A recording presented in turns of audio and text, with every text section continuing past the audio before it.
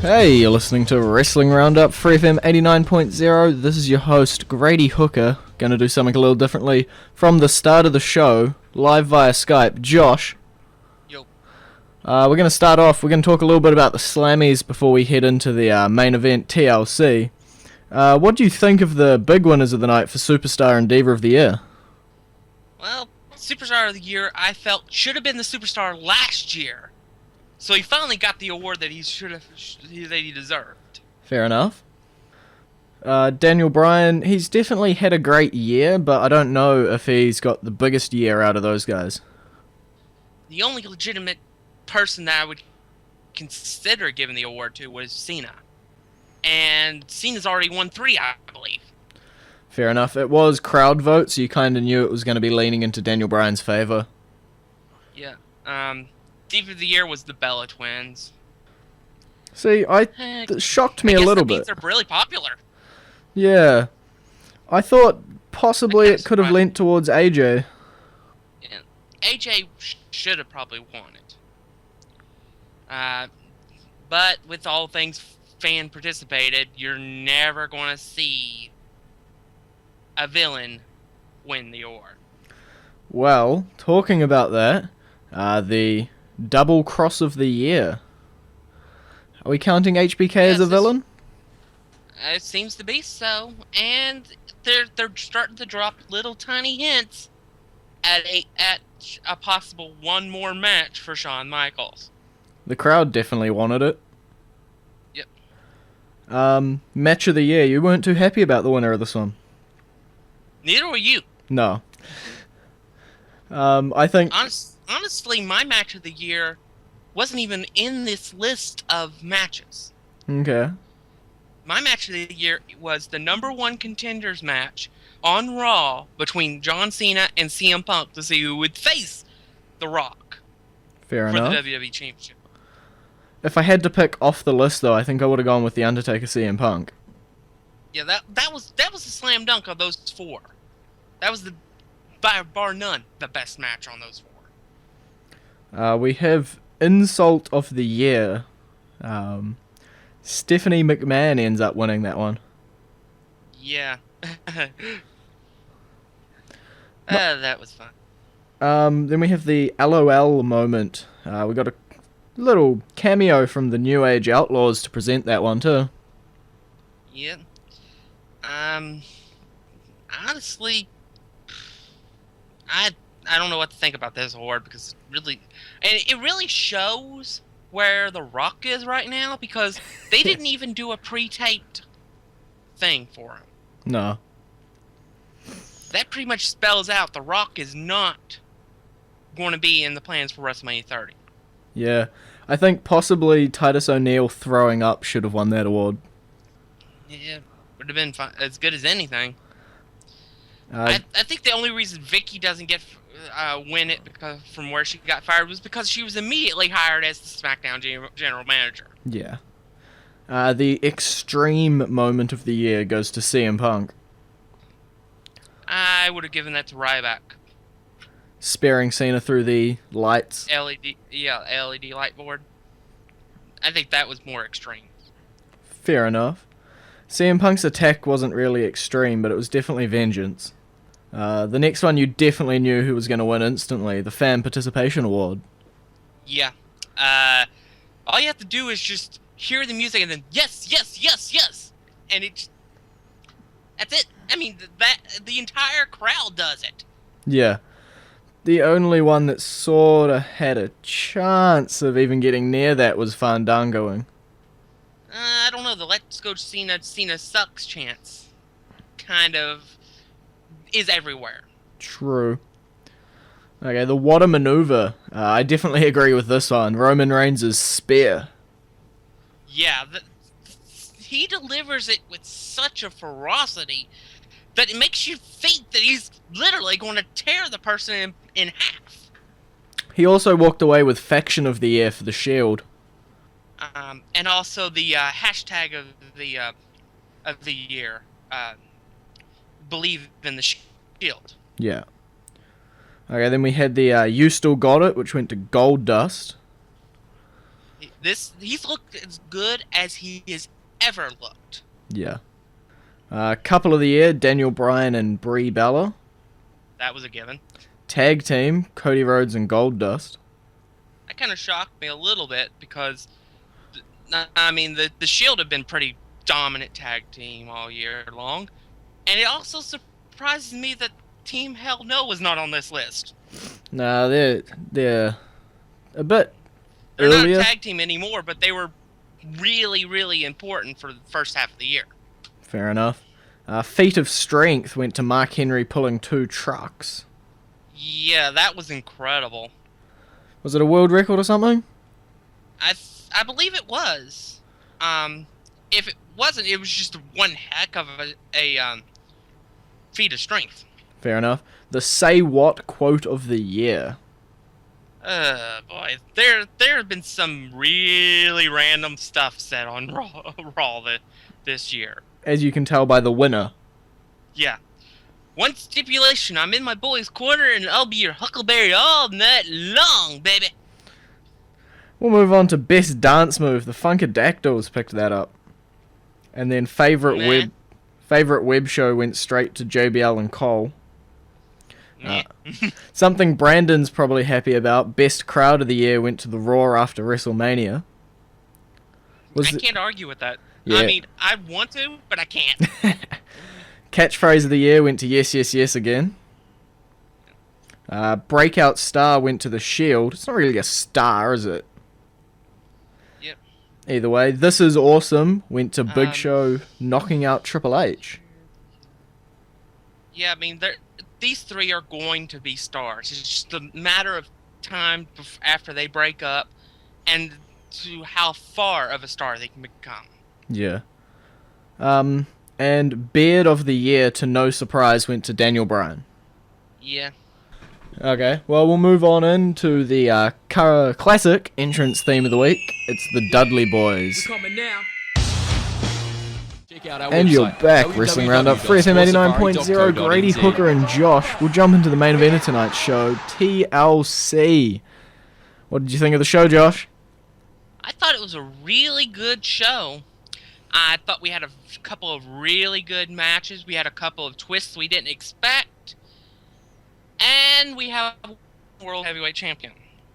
Whether those twists were not having twists, either way, we'll jump into the TLC kickoff / pre-show match. Fandango managed to defeat Dolph Ziggler. That was a good little match on the pre-show.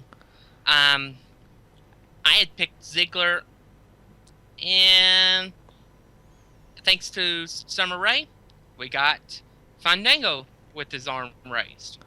The only thing there that I didn't really enjoy was the shortness of the match. Yeah. I mean, we've been getting used to like 10 and 15 minute matches on this pre-show. And then this one was... And this one was barely 6 minutes, I think it was. I think it's 4.5 according to Wikipedia. I mean, it was short. Yeah. Jumping into the first match, 3-on-1 handicap match, CM Punk knocked off the Shield. Yeah, what we needed to know from this was basically whoever won this match spelled out who was going to win the other handicap match. Yeah. Punk won this one, so the trio had to win the other one. Yeah. And looking back, it makes most sense. The Shield had been established for a year. They've got their position and everything. A loss to CM Punk is not going to be as damaging to them as the Wyatt families who were just getting their going, losing to Daniel Bryan. And that's how I predicted it right, and you got it wrong. Yeah. But it was quite a good match between the guys for what it was. Yeah. And we obviously are seeing more and more of fractures within the Shield because of Roman Reigns spearing Dean Ambrose, which ended up resulting in the finish of the match. Come on, his eye was like completely swollen. I mean, that would be his excuse, but still, it's something that will be able to, they'll be able to going forward. Yeah. It'd be like, You speared me! Why'd you do that? Pow!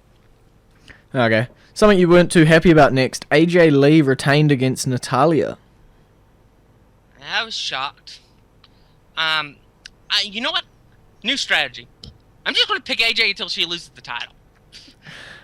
You keep telling me her days are numbered. I keep picking her and she keeps retaining. So, picking against her, she keeps retaining. Therefore, I'm going to pick her and see if she loses the title then. No, don't do that. I think, if I read it correctly, if AJ retains her title all the way up to the Royal Rumble, she'll be the longest reigning Divas champ. Possible. I think there's only 2 ahead of her as she is. Lee's reign is at 184 days. Which is 32 days shy of Maurice's record.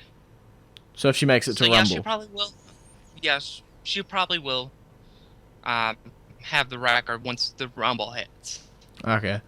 Well, up next, Biggie Langston successfully defended his Intercontinental Championship in a match that took less time than the Divas. Yeah.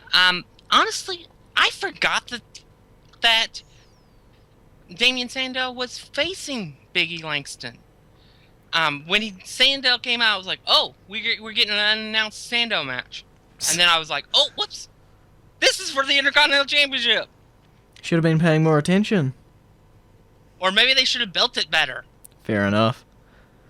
Tag team elimination fatal 4-way match. Cody Rhodes and Goldust managed to retain against Rybaxel, Mysterio Show, and the Real Americans. Match of the night. Match of the night? Yep. This was a fantastic elimination tag team match. That would have only been... The only way that made it better would have been to involve ladders or tables. Yeah, actually go along with the name of the show, put in some tables, some ladders, some chairs, some anythings. Yeah. The Sandow Big E match we just talked about would have benefited from using chairs. But it didn't. But for some reason, WWE decided we're not going to do anything that could upstage our main event, because it's the biggest match of all time. We're not going to do any stipulations, or so we thought. Fair enough. Couple of unannounced matches were up next. R-Truth took on Brodus Clay. Tick, tick, tick, boom! Yeah. Brodus Clay is walking that fine line towards villaindom. I think Tensai and the Funkadactyls walked out on him. Yeah, they did. And so it's only a matter of time until it becomes official. Yeah. And then in another unannounced match, if you watch the pre-show, you'd know why it happened. Kofi Kingston defeated The Miz in a no DQ match. In a no DQ match in which there was nothing that was no DQ about the match. No, they didn't use any weapons. And that's why the crowd turned on this match. It was the same exact match we've watched. They didn't use any weapons. The only thing no DQ about the match was Kofi Kingston using the exposed ring thing. Turnbuckle that Miz exposed. Yeah. But that was the only thing that was no DQ about the whole match. And that's why the crowd turned on the match. Yeah. Why they were chanting, this is boring. Because it was. When you think of no DQ, you think weapons. You think insane spots that you cannot get in a normal match. And instead, they gave us the same exact match we've seen 4 or 5 times in the last month. Okay. And that was so sad because these two can go. You just gotta let them. Yep. Okay. The Wyatt family managed to knock off Daniel Bryan. Yep. My terrible night predictions continued. You get everything wrong. Except the Tag Team Championships and the Intercontinental Championship match. I think up till this point I had them all right.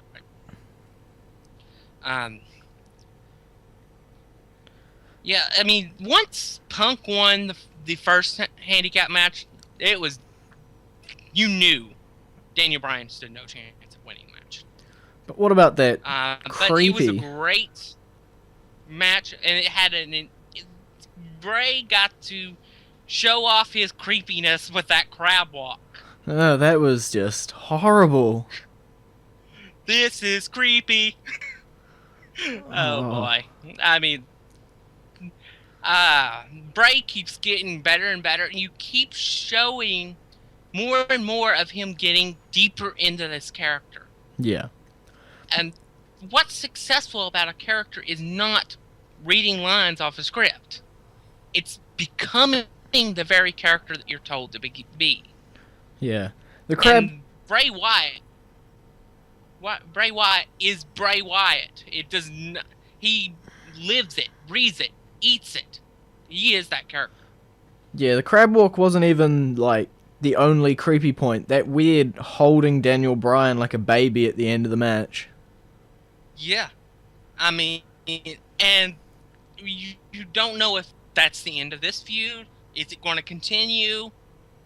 And that is the beauty of this. You have no idea what's going on with Bray Wyatt and where they're going with this. Okay, we'll jump into the current entrance theme of the week. We went a little different this time. It was TLC's theme, Never Never by Korn.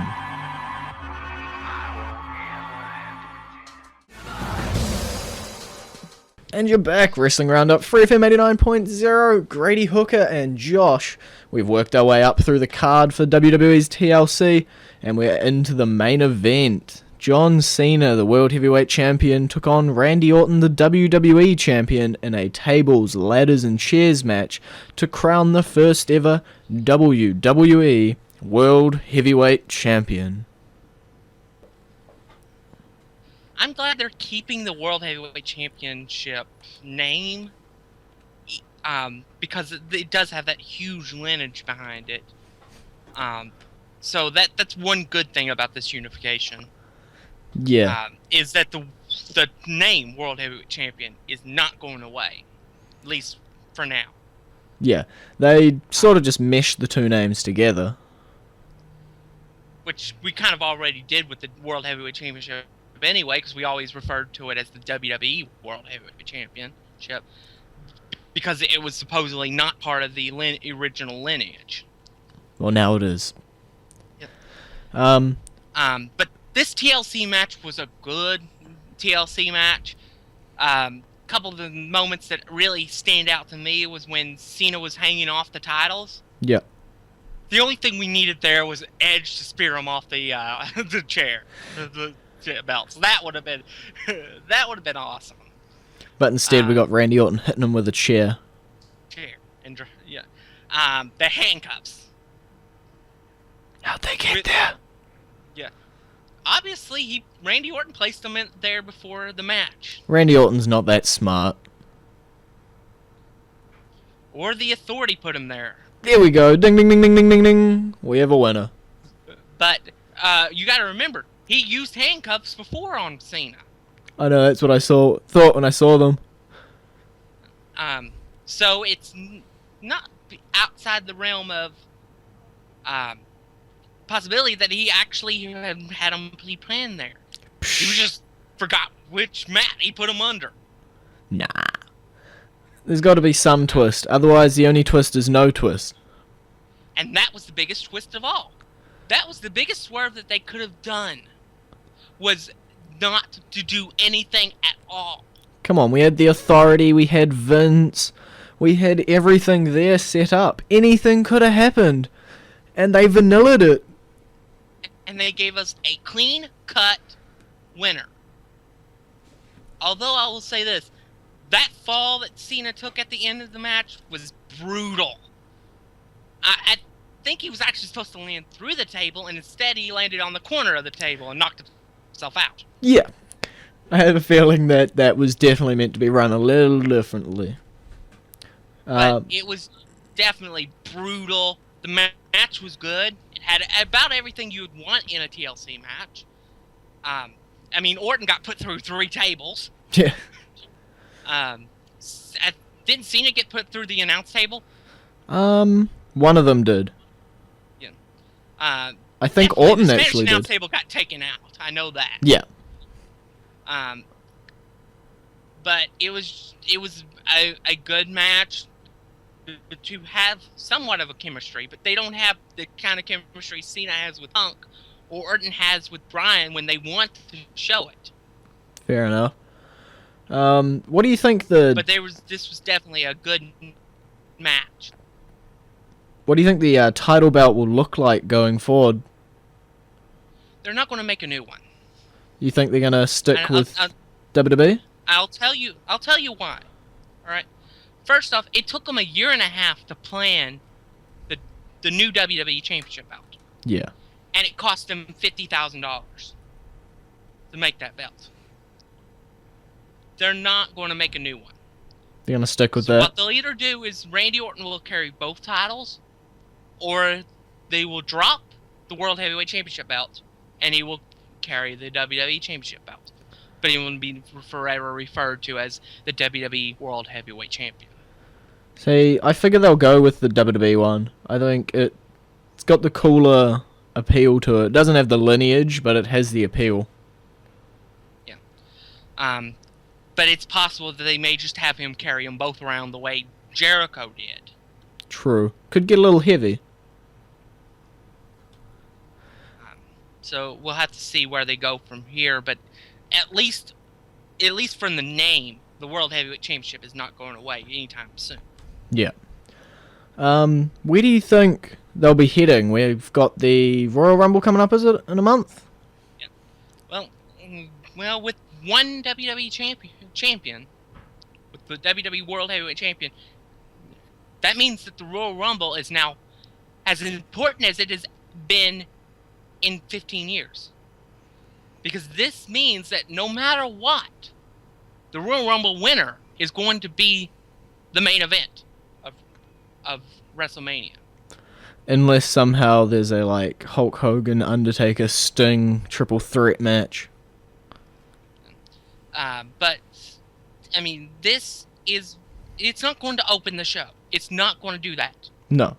Unlike Alberto Del Rio, Sheamus. Yeah. That is not going to happen this year. And so it gives you the opportunity of saying, let's say this. CM Punk wins the Royal Rumble. And at the Royal Rumble, they do a triple threat match for the WWE World Heavyweight Championship between John Cena, Randy Orton, Daniel Bryan. And Daniel Bryan wins the title. You just want Bryan Punk to main event. I think you've said that for a couple of months now. Yeah. Yeah, I've gotten into a few arguments over it.